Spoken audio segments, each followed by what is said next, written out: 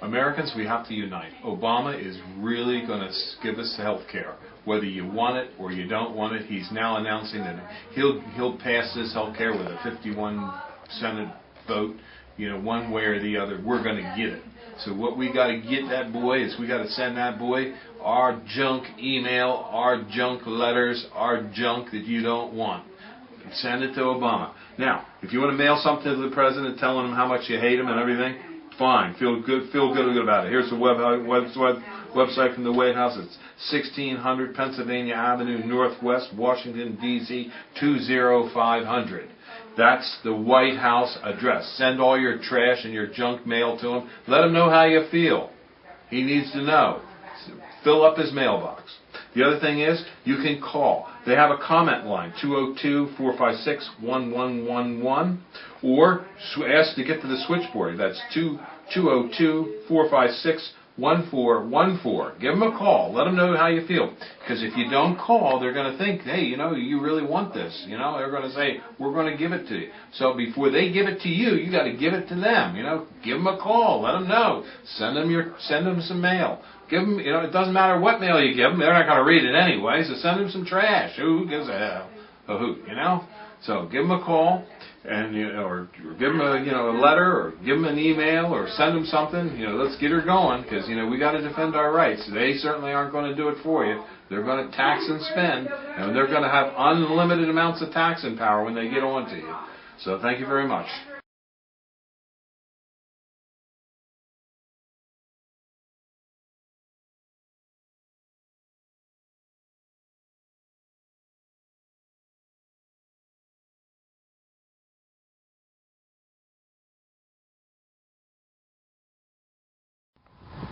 We're here at Highland Hill Farm on Route 313 in Fountainville, PA.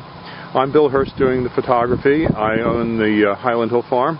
And this is Mike Lewis of Lewis Wholesale Nursery. Mike is one of the premier growers that we use here at Highland Hill Farm. We also grow a lot of arborvitaes, but we are supplied by Mike. He's right across the street from our nursery and our operation. And Mike is an expert on raising arborvitaes.